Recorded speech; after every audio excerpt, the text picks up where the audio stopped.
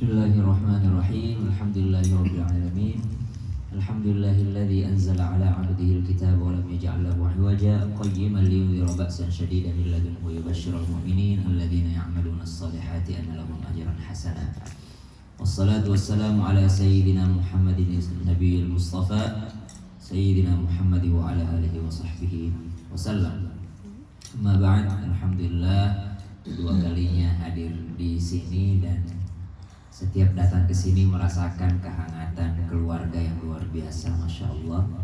Dari pendidikan yang diberikan dari Om DB, mendidik dengan penuh cinta, penuh kasih kepada anak-anak beliau. Begitu pula terlihat dari bukan hanya anak-anaknya tapi menantu-menantu beliau juga, semua terlihat sangat nyaman di rumah ini berkumpul bersama. Masya Allah, bersilaturahim, karena orang yang bersilaturahim sudah jelas dipanjangkan umurnya, diluaskan rezekinya. Malam ini malam Sayyidul Ayyam, malam Jumat Mubarak, pimpinannya hari di dalam agama Islam. Semua berlipat ganda pahala. Jadi termasuk pahala nasi biryani tadi, pahala cemilan KFC, pahala boba, semua berlipat ganda malam hari ini. Jadi kenapa Syam pilih malam Jumat? Karena Masya Allah selain kosong juga dan Alhamdulillah bisa berlipat ganda pahalanya. Jadi kalau malam Jumat kita kirimkan Al-Fatihah untuk almarhumah, Masya Allah berlipat ganda juga. Bukankah hari Senin dan hari Kamis disebutkan dalam kitab itu adalah hari di mana ditayangkan apa yang dilakukan keluarganya di dunia. Jadi ketika orang berada di alam barzakh, hari Senin dan hari Kamis, Rasulullah pernah ditanya kenapa puasa Senin dan Kamis, hari diangkatnya pahala. Termasuk orang yang berada di alam barzakh melihat apa yang dilakukan keluarganya di dunia hari Senin dan Kamis. Makanya banyak orang yang ziarah Jumat itu hari Jumat, karena kan masih termasuk juga, maksudnya malam Jumatnya itu, malam Jumat masuk. Ya, banyak orang ziarah kubur karena keluarganya melihatnya.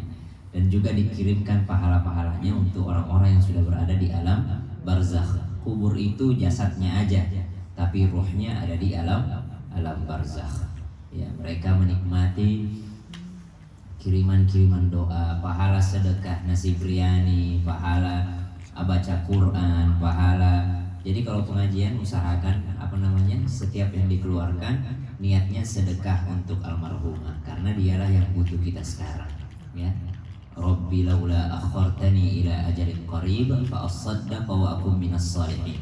Kata orang yang berada dalam kuburnya, Rabbi laula akhartani ila ajalin qarib. Ya Allah, seandainya saya bisa hidup sesaat saja, apa yang mereka mau lakukan?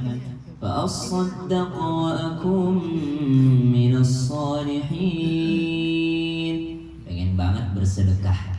Jadi yang pengen banget nenek sekarang, panggilnya apa sih? Oma. Yang pengen banget oma sekarang lakukan itu sebenarnya bersedekah. Karena mereka bilang fa asaddaqa, hidupkan saya lagi ya Allah, saya ingin bersedekah gitu. Makanya bersedekah atas nama beliau, Masya Allah, mereka pasti akan sangat bahagia. Oma pasti akan bahagia di dalam kuburnya karena melihat sedekahnya. Dan sedekah yang paling cepat sampai pahalanya itu sedekah makanan. Ya, paling cepat sampai pahalanya, tapi paling cepat habis juga. Karena cepat selesai gitu. Karena makanya ada orang sedekah makanan, ada juga sedekah bahan bangunan untuk masjid. Kalau itu kan panjang dia, long list gitu ya. Kalau yang sedekah untuk dalam bentuk wakaf, tapi kalau sedekah makanan paling cepat sampai pahalanya, terkirim pahalanya untuk almarhumah insyaallah oma yang sudah berada di alam barzakh. Karena ini malam Jumat, saya bacakan sedikit dari bagian surah Al-Kahfi. Nanti insyaallah baca masing-masing lengkapi. Surah Al-Kahfi juz 15. Bismillahirrahmanirrahim. Alhamdulillahilladzi anzala ala 'abdihil kitaba wa lam yaj'al lahu 'iwaja qayyiman liyunzira ba'san shadidan min ladunhu wa yubashshiral mu'minin ويبشر المؤمنين الذين يعملون الصالحات أن لهم أجرا حسنا ماكثين فيه أبدا وينذر الذين قالوا اتخذ الله ولدا ما لهم به من علم ولا لآبائهم كبرت كلمة تخرج من أفواههم إن يقولون إلا كذبا فلعلك باخع نفسك على آثارهم إن لم يؤمنوا بهذا الحديث أسفا إنا جعلنا ما على الأرض زينة لها لنبلوهم أيهم أحسن عملا وإنا لجاعلون ما عليها صعيدا جرزا أم حسبت أن أصحاب الكهف والرقيم كانوا من آياتنا عجبا إذ أوى الفتية إلى الكهف فقالوا ربنا آتنا من لدنك رحمة وهيئ لنا من أمرنا رشدا. Sadaqallahul Azim. Salah satu sunnah hari Jumat, malam Jumat adalah surah Al-Kahfi, dan minimal hafal 10 ayat. 10 ayat awal, 10 ayat akhir itu terbebas daripada fitnah Dajjal. Apa hebatnya itu surah Al-Kahfi? Kok bisa fitnah terbesarnya umat Nabi Muhammad SAW itu kan fitnah Dajjal. Fitnah Dajjal yang kata Rasulullah, saya khawatir ketika mereka bertemu dengan Dajjal. Rasulullah saja khawatir gitu. Tapi ternyata ada tamengnya, senjatanya untuk melawan Dajjal ini. Apa? Surah Al-Kahfi. Apa hebatnya surah Al-Kahfi? Kita disuruh mempelajari apa yang ada di dalam surah Al-Kahfi. Salah satunya kisah tentang pemuda goa yang dikasih nama Al-Kahfi itu. Jadi kalau Al-Kahfi itu goanya gede. Tapi kalau kita umroh sama Mina, itu kalau diajak ke Gua Hira, bukan namanya Kahfi Hira, bukan, namanya Gor Hira. Kenapa Gor Hira? Gor Hira itu adalah goa yang cuma muat 1-2 orang. Kalau Al-Kahfi, goa yang lumayan gede bisa muat 7-10 orang. Nah, itu bedanya. Al-Kahfi goa yang lebih besar, Gor itu adalah goa 1-2 orang. Makanya Nabi SAW ketika disebut Gua Hira, karena cuma cukup 1-2 orang, bukan Kahfi Hira, tapi Gor Hira. Apa yang hebat dari surah Al-Kahfi? Mereka pemuda ini kabur, kemudian bersembunyi, kemudian ketemu dengan goa, mau tidur di dalam goa, mau istirahat, sembunyi dalam goa. Lalu dia minta di depan goa, Rabbana atina min ladunka rahmah. Ya Allah, berikan kepada kami rahmatmu ya Allah. Kalau secara logika mereka kan anak umur 12-18 tahun itu umurnya. Ya, ada yang mengatakan mereka di Jordan, ada yang mengatakan di Suriah, ada yang mengatakan perbatasan Turki. Jadi beda-beda riwayatnya. Ya, yang paling sahih katanya yang di perbatasan Turki, yang paling sahih. Tapi yang paling terkenal yang di Jordan. Ini mungkin pariwisatanya lebih hebat yang di Jordan ya, promonya gitu. Karena memang tidak disebutkan dalam Al-Quran di mana tepatnya. Apa hebatnya? Hebatnya adalah mereka berdoa, Rabbana atina min ladunka rahmah. Padahal mereka masuk ke tempat yang mereka tidak kenal. Harusnya mereka minta, ya Allah berikanlah keamanan untuk kami. Mereka tidak minta itu. Atau mereka minta, ya Allah berikanlah minuman, makanan, tempat tidur, atau apa gitu mereka minta itu ya. Tapi mereka minta apa? Rahmat. Kenapa? Karena ternyata yang membuat manusia nyenyak tidurnya itu rahmatnya Allah. Yang membuat manusia bisa kenyang itu rahmatnya Allah. Yang membuat manusia bahagia itu rahmatnya Allah. Yang membuat manusia merasa tenang itu adalah tidak lain dan tidak bukan rahmatnya Allah Subhanahu wa ta'ala. Om Dede, baik ada Oma, gak ada Oma, itu yang bisa membuat Om Dede bahagia, rahmatnya Allah. Jadi tidak bisa kita gantungkan kepada makhluk. Kita bilang, saya sekarang tidak bisa bahagia lagi karena udah gak ada Oma. Bagaimana saya bisa melanjutkan hidup saya tanpa Oma? Lah, sebelum ketemu Oma bisa hidup. Sebelum ketemu Oma bisa hidup gitu. Masya Allah. Maka ini memberi pelajaran kepada kita semua. Kisah Ashabul Kahfi itu di depan goa, mereka tidak minta, ya Allah amankan aku dari raja, ya Allah amankan aku dari pasukan raja yang zalim. Mereka kan lagi dikejar, tapi mereka minta miladunka rahmah, karena kalau sudah ada rahmatnya Allah, tidur bisa nyenyak, makan bisa enak. Masya Allah, kayak suaminya Tante Kori dari tadi nyemil terus.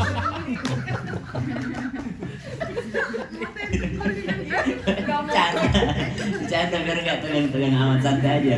Ini orang ada mau nyemil. Ya Allah. Siapa namanya? Dodi. Mas Dodi. Mas Dodi. Masya Allah, kayak Mas Dodi bahagia terus dari tadi. Itu rahmatnya Allah itu. Nyemil aja. Ya, tidak lain dan tidak bukan adalah kenapa? Tidak lain dan tidak bukan adalah karena rahmatnya Allah Subhanahu wa taala. Berapa banyak orang sanggup beli makanan apapun karena uangnya banyak, tapi dilarang sama dokter makan. Dilarang. Berapa banyak orang boleh makan sama dokter, tapi selera makannya tidak ada. Kalau Mas Dodi lengkap. Sanggup direkam lagi. Sanggup beli, sanggup makan, tidak ada larangan. Masya Allah, tinggal lari besok 10 kilo. Selesai lari, selesai. Tidak ada itu. Yang membahagiakan adalah rahmatnya Allah Subhanahu wa ta'ala. Tidak boleh kita menggantungkan dengan makhluk.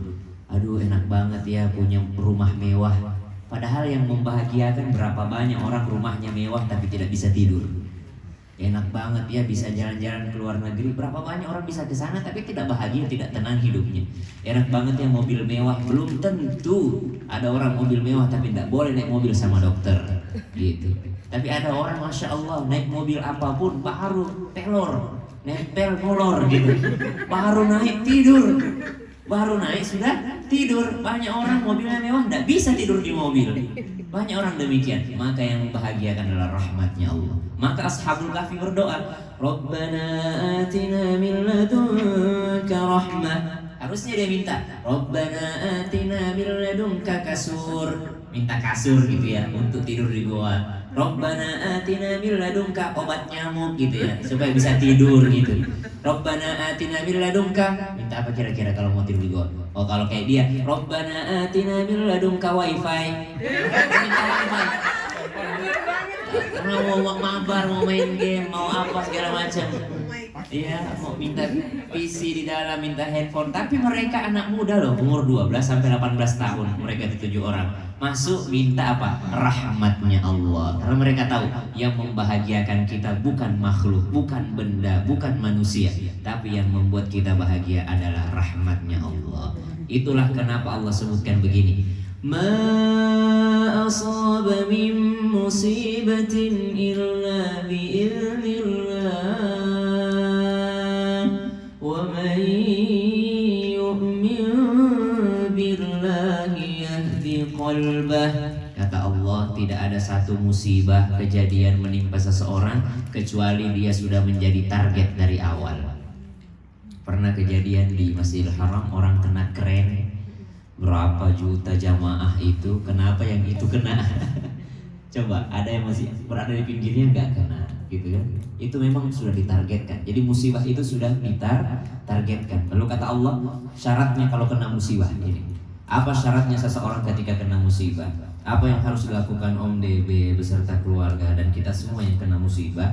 Yang harus dilakukan satu, yu'min billah, beriman kepada Allah. Karena kadangkala musibah membuat seseorang kehilangan imannya. Apa kata dia? Aduh, saya semenjak hijrah kenapa ya rezeki saya jadi kurang, pekerjaan jadi tidak lancar. Padahal dulu waktu saya belum berhijab, waduh, panggilan di mana-mana. Waktu saya masih begini, masih makan riba, masih ini, pekerjaan saya lancar. Tapi ketika saya mulai hijrah, mulai saya sholat di masjid, mulai saya begini, kok malah susah rezeki saya. Nah, itu orang kehilangan iman. Percuma saya sholat tahajud. Ngapain saya sholat tahajud? Ya udahlah, ngapain saya sholat duha? Orang rezeki saya segini-gini aja. Orang kena musibah kadang-kala kehilangan imannya. Ya Allah, apa salahku sehingga kau ambil istriku? Ya Allah, apa salahku sehingga kau ambil anakku? Apa salahku sehingga kau begini? Ada kisah seorang ulama, seorang sufi namanya Syekh Malik bin Dinar. Syekh Malik bin Dinar itu terkenal sufi. Kata beliau dalam kitabnya, saya lahir sebagai muslim, la ilaha illallah ada di hati saya, tapi kelakuan saya tidak ada muslimnya. Tiap malam saya mabuk, tiap malam saya menenggak khamar, tiap malam pokoknya sebutkan, kata beliau, sebutkan satu kemaksiatan, tidak ada satupun yang tidak pernah saya lakukan. Jadi preman pasar nih Malik bin Dinar. Kata beliau, saya bertaubat itu gara-gara saya lagi mabuk, saya lihat ada anak perempuan kecil lewat di depan saya, kayak cantik lewat di depan Malik. Cafika.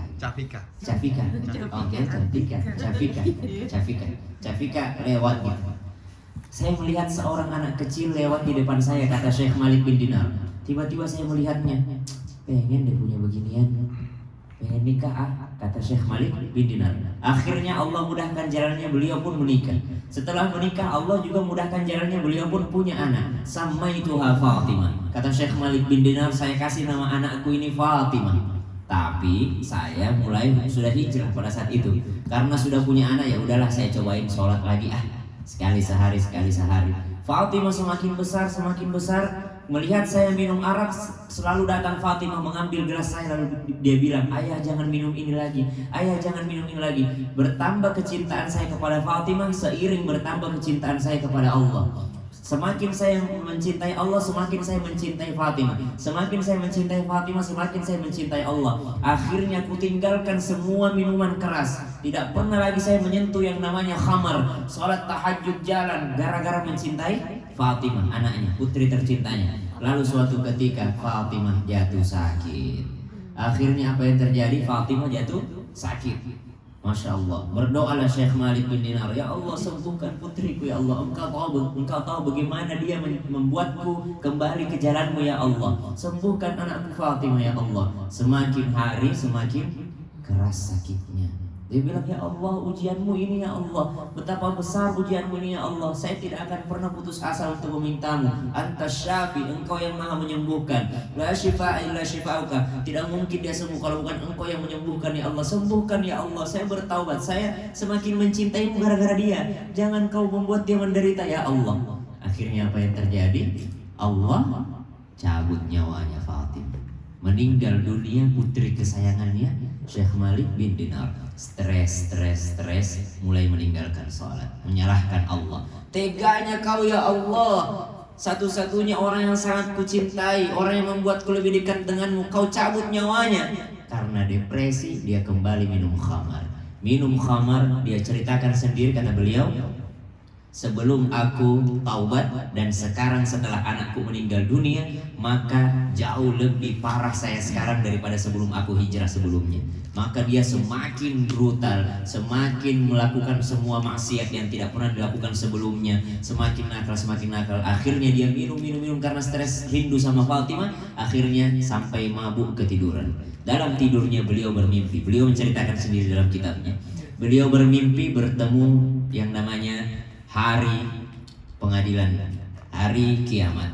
Dipanggillah, ya Malik ibni Dinar, wahai Malik bin Dinar, dipanggil namanya. Ketika dipanggil namanya, dia melihat ular yang sangat besar yang hendak melahap dirinya. Lalu kata Malik bin Dinar, lari ketakutan melihat ular tersebut bertemu dengan seorang kakek tua.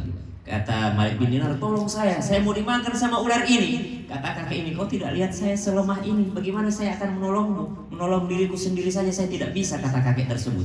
Akhirnya dia terus berlari, dikejar sama ular, sehingga pada akhirnya dia melihat sebuah padang, sebuah bukit yang mana di sana banyak anak kecil. Di sana dia bertemu dengan Fatimah. Dia lihat anaknya dalam mimpinya Fatimah, lalu dia peluk Fatimah, tolong ayahandamu ini nak, tolong ayahandamu ini nak, ayah sedang dikejar oleh ular yang sangat besar ini nak, tolong ayahmu ini nak.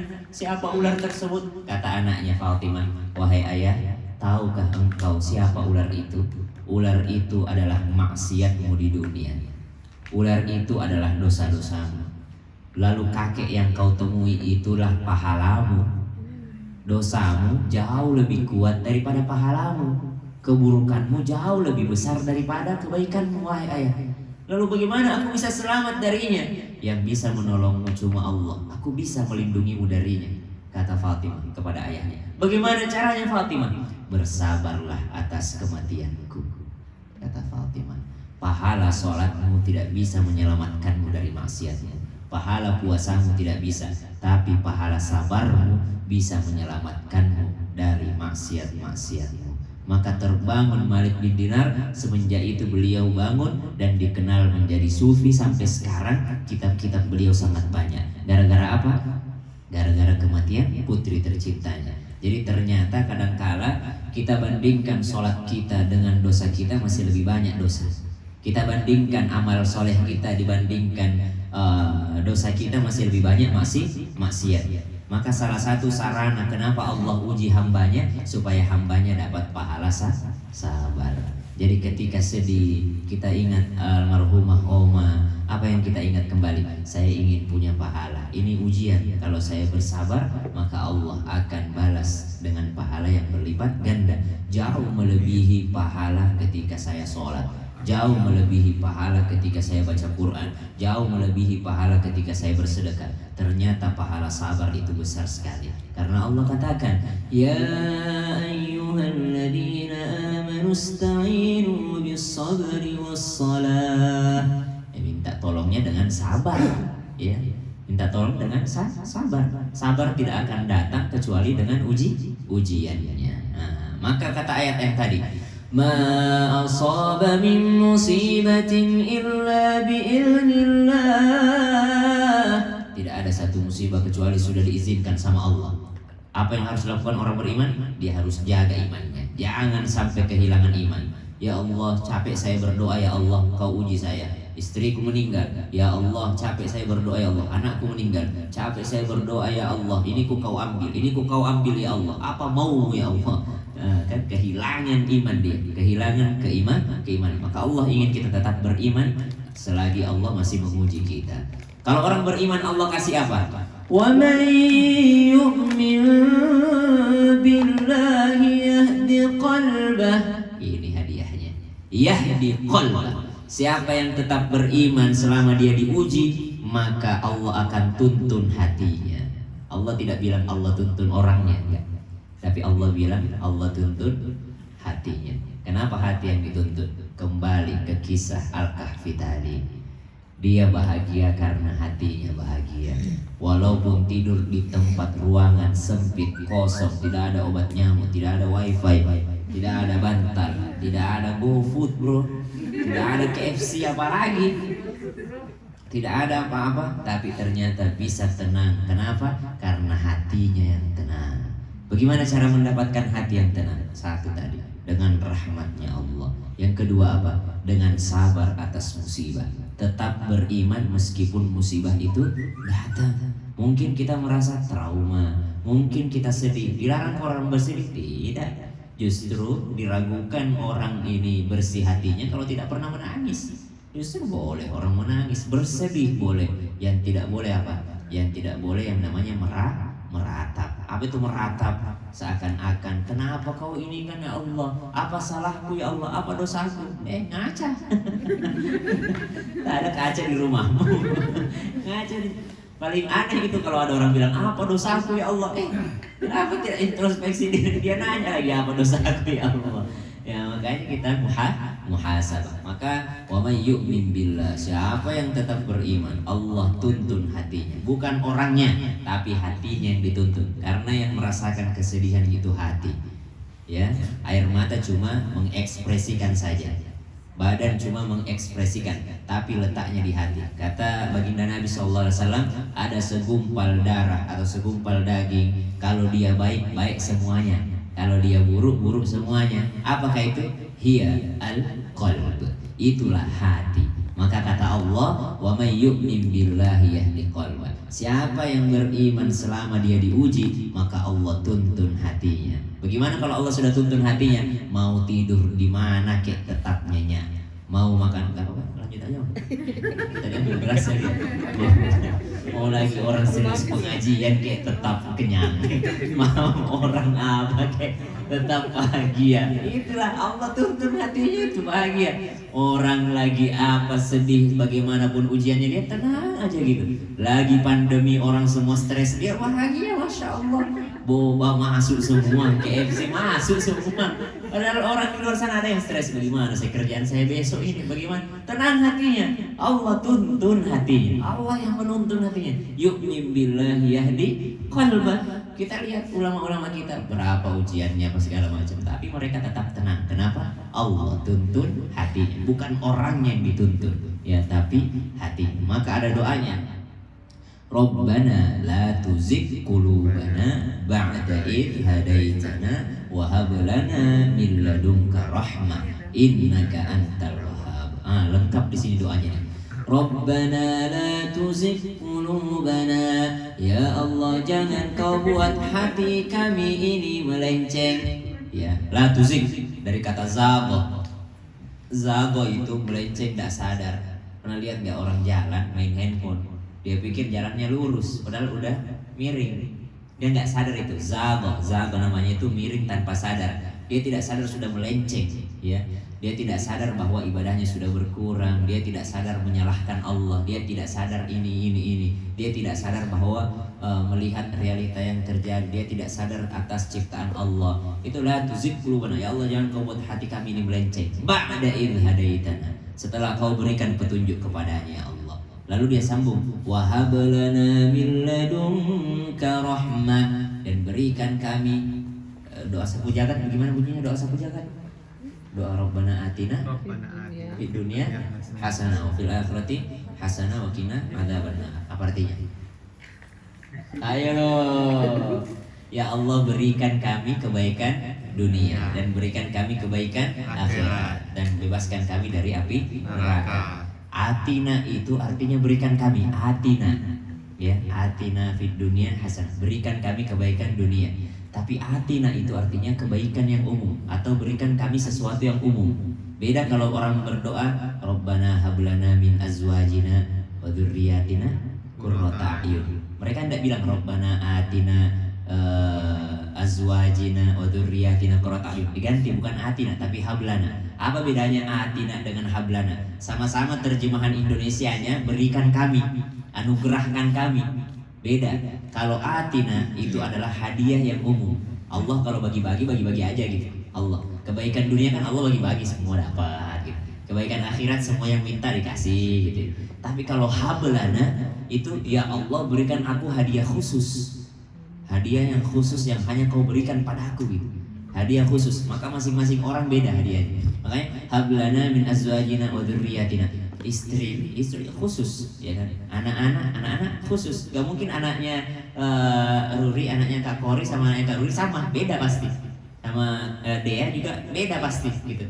Khusus gitu. Hablana min azwajina wa dzurriyyatina, dan anak-anak yang khusus gitu. Hadiah khusus. Sama ketika meminta rahmat maka dikatakan tadi la tuzigh qulubana ba'da idh hadaitana, bukan wa atina rahmah, enggak, tapi wa hab lana min ladunka rahmah. Hebatnya lagi ayat ini bilang min ladunka. Artinya min ladunka itu dari sisimu ya Allah. Dari sisimu. Dari sisimu tuh jadi terserah Allah. Nih saya punya sesuatu kata Allah, belum pernah saya kasih kepada orang lain. Kau doang yang aku kasih. Jadi kalau kita punya hadiah gitu ya, mau hadiah dong, mau minta hadiah sama Om DB, mau apa gitu. Jadi kita nggak minta diberi sesuatu, enggak, yang dipakai sama Om DB aja gitu. Ya, jadi kayak gitu, hadiah khusus. Hablana min ladunka rahmah gitu. Dari sisimu ya Allah yang ada padamu ya Allah rahmah, yaitu kebaikanmu ya Allah. maka disitulah tertuntunlah hatinya, baik orang yang kena musibah yang tetap beriman kepada Allah Subhanahu wa Ta'ala. Maka belajar dari kisah Malik bin Dinar tadi, ternyata pahala bersabar itu sangatlah besar. Ya, pahala bersabar. Sayap kita kan dua, sayap kita sabar dan syukur. Itu aja kita. Seorang beriman itu ditimpa musibah dia bersabar, ditimpa anugerah dia bersyukur. Bagaimana itu bersyukur? Seorang raja lihat anak muda sedang duduk di tepi sungai memegang roti keringnya. Lalu pemuda ini mengatakan, dia ambil roti keringnya, dia celupkan ke sungai. Lalu dia makan. Lalu dia mengatakan, Alhamdulillah ya Allah, nikmat ini besar sekali.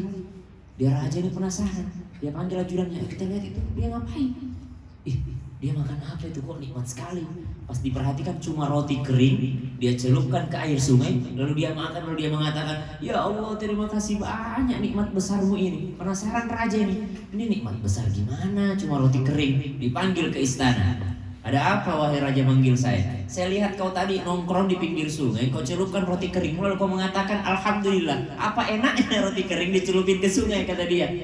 Kata dia, raja begini saya kasih, saya mau nggak tukar roti kering saya dengan kerajaannya kalau saya kasih jawaban. Kata rajanya, coba jelaskan dulu kenapa, apa yang membuatmu sangat bersyukur. Kata orang ini, raja, seandainya raja punya roti kayak saya, setelah raja makan rotinya, tiba-tiba raja keselak, tidak punya air. Cuma saya yang punya air. Kalau saya jual air saya ini dengan setengah dari kerajaanmu, mau nggak kau bayar? Kata raja tersebut, ku kasihlah daripada saya mati. Kata anak muda ini, begitu pula Allah. Bayangkan raja lagi makan, Allah tidak izinkan masuk ke dalam, tinggal di tenggorokan. Bayangkan itu. Kata raja, iya juga ya.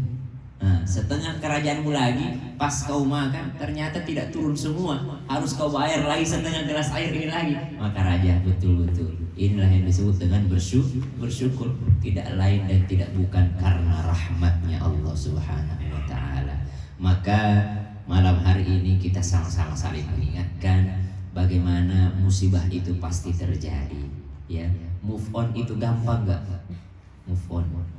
Kata Dr. Aisyah Dahlan, pakar neuroscience, ahli otak, kata beliau minimal itu atau maksimal 3 tahun orang bisa move on. Jadi kalau ada orang sedih masih ingat pasangannya, itu biasanya 3 tahun. 3 tahun baru bisa move on ya, dengan sesuatu yang memang sangat berkesan dengan dirinya. Itu kalau kata ahli neuroscience. Tapi kalau kata Al-Quran beda. Kalau kata Al-Quran, siapa yang beriman, Allah tuntun hatinya.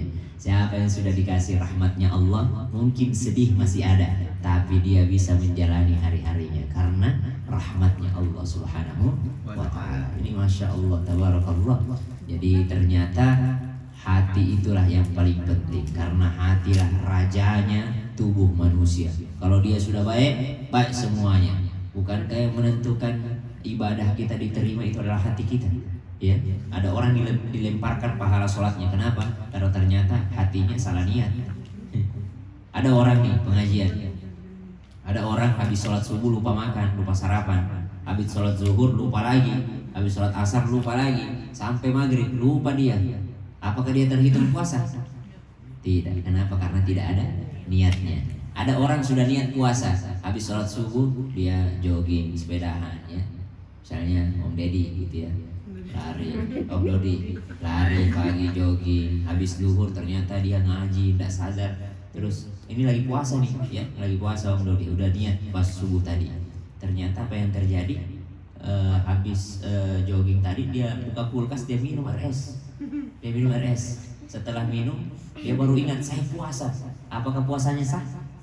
Sah, walaupun dia sudah minum. Lanjutkan puasanya. Kenapa bisa masih sah? Karena niatnya. Beda dengan orang yang menahan lapar dari subuh sampai maghrib tanpa niat, tapi dia tidak berniat makan. Kenapa?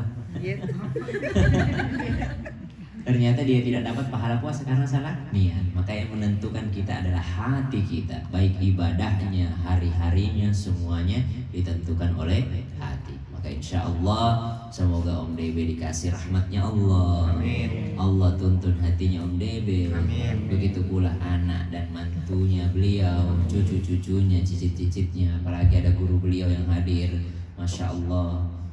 Dan semua yang hadir di sini, ada mbak-mbak juga yang hadir, masya Allah, tabarakallah. Insya Allah kalau kita mendoakan almarhumah itu sudah cukup menjadi kado terindah untuk mereka. Ya, jadi mereka tidak mau melihat tangisan kita, mereka maunya dikirimkan doa. Ya, kayak mengantar ke kubur itu ada 3, ya, tapi 2 pulang, 1 tinggal. Anak-anak mengantar, harta mengantar, amal soleh mengantar. Anak-anak bagaimanapun cintanya sama mamanya tidak mungkin mau tidur di kuburan, tidak mungkin. Suami bagaimanapun cintanya sama istrinya, pas istrinya dimandikan, mandikan saya juga. Pas istrinya dikafani, kafankan saya juga. Saya cinta mati dengan dia. Pas istrinya dikasih masuk ke yang lahat, kata Pak Imam, gimana Pak? Sudah jadi kata dia. Nanti aja. Bagaimanapun cinta ya tidak mungkin dia mau temani dalam liang lahat. Bagaimanapun tidak mungkin. Anak cinta sama ibunya, tidak mungkin juga dia biarkan jenazahnya tinggal di rumah ini terus menerus. Tidak mungkin. Ya, jadi yang menemaninya hanyalah amal soleh. Baik amal yang dia bawa ataupun amal yang dia tinggalkan. Amal yang dia tinggalkan mana?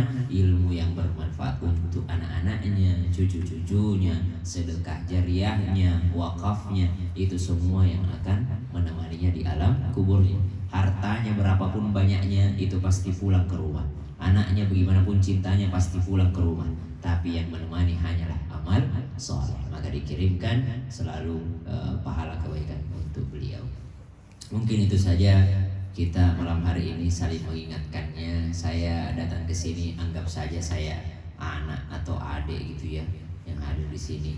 Jadi santai aja kita sambil makan malam apa segala macam. Doakan supaya segera berlalu ini supaya bisa lebih nyaman lagi kita pengajiannya. Saya insya Allah kalau dipanggil Om Debe selalu siap. Insya Allah. Ya, lewat Bunda Yesi aja. Lewat Bunda Yesi langsung hadir ke sini. Ada mau nitip-nitip materi langsung japri. Tolong nanti singgung ini ya. Saya ada mau disinggung. Itu suaminya Kori kuat sekali. Makan terus. Ya. Siapa suaminya, siapa lagi mau disinggung nanti terserah. Ya. Ada mau nitip-nitip materi silahkan. Nitip kisi-kisi siapa mau dikasih ingat. Oh anak-anak nih Capika nih lagi susah belajarnya, lagi ini Ustaz. Nah, itu. Ya, tapi jangan dibilang di depannya gitu. Titipan aja gitu. Supaya apa? Supaya masya Allah kita saling mengingatkan dalam kebaikan. Dan tidak lengkap itu. Tawasau bil haqqi, tawasau bil sabar. Ada 3 sebenarnya tawasau dalam Al-Quran. Tawasau bil haqqi, saling mengingatkan dalam kebenaran. Tawasau bis sabar, saling mengingatkan dalam kesabaran. Dan tawasau bil marhamah. Ada kan dalam surah di juz Amma juga, wa tawasau bil marhamah, dan saling mengingatkan dalam kasih sayang. Jadi tidak mungkin orang saling mengingatkan dalam kebenaran toh. Sholat itu wajib. Tidak bisa begitu. Disuruh sholat tidak mau sholat, suruh sholat hari ini tidak bisa, besok suruh lagi, jangan menyerah. Karena apa kata Al-Quran? Tawasau bil sabar, harus sabar orang saling mengingatkan tuh. Sudah sabar orang nggak bisa juga diingat. Tawasau bil marhamah, harus mengingatkan dengan kasih sayang. Itulah malam hari ini insyaallah mudah-mudahan cukup untuk mengingatkan kita saling mendekatkan diri kepada Allah Subhanahu wa taala, dan supaya kita tidak lupa dengan orang tua kita almarhumah. Siapa namanya Oma? Ernawati.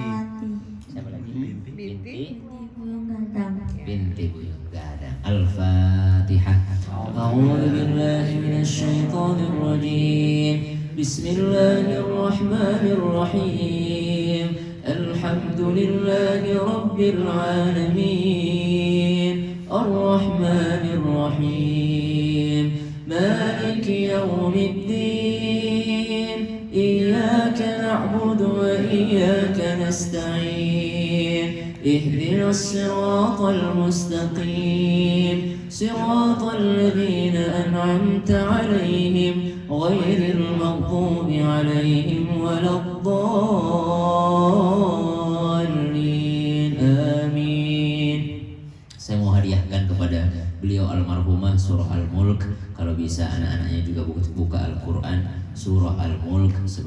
penerang kubur untuk beliau ya, dan untuk kita semua nanti insyaallah. Surah Al-Mulk, Tabarakalladzi biyadihil mulk, kita sama-sama baca. A'udzu billahi minasy syaithanir rajim. Bismillahirrahmanirrahim. Tabarakalladzi biyadihil mulk wa huwa ala kulli syai'in qadir. الذي خلق الموت والحياة ليبلوكم أيكم أحسن عملا وهو العزيز الغفور. الذي خلق 7 سماوات طباقا ما ترى في خلق الرحمن من تفاوت فارجع البصر هل ترى من فطور ثم ارجع البصر كرتين ينقلب إليك البصر خاسئا وهو حسير ولقد زينا السماء الدنيا بمصابيح وجعلناها رجوما للشياطين وأعتدنا لهم عذاب السعير وللذين كفروا بربهم عذاب جهنم وبئس المصير. إذا ألقوا فيها سمعوا لها شهيقا وهي تفور تكاد تميز من الغيظ كلما ألقي فيها فوج سألهم خزنتها ألم يأتكم نذير قالوا بلى قد جاءنا نذير فكذبنا وقلنا ما نزل الله من شيء إن أنتم إلا في ضلال كبير. وقالوا لو كنا نسمع أو نعقل ما كنا في أصحاب السعير فاعترفوا بذنبهم فسحقا لأصحاب السعير. إن الذين يخشون ربهم بالغيب لهم مغفرة وأجر كبير. وأسروا قولكم أو اجهروا به إنه عليم بذات الصدور. ألا يعلم من خلق وهو اللطيف الخبير. هو الذي جعل لكم الأرض ذلولا فامشوا في مناكبها وكلوا من رزقه وإليه النشور. أأمنتم من في السماء أن يخسف بكم الأرض فإذا هي تمور أم أمنتم من في السماء أن يرسل عليكم حاصبا فستعلمون كيف نذير. ولقد كذب الذين من قبلهم فكيف كان نكير. أولم يروا إلى الطير فوقهم صافات ويقبضن ما يمسكهن إلا الرحمن إنه بكل شيء بصير. أمن هذا الذي هو جند لكم ينصركم من دون الرحمن إن الكافرون إلا في غرور. أمن هذا الذي يرزقكم إن أمسك رزقه بل لجوا في عتو ونفور. أفمن يمشي مكبا على وجهه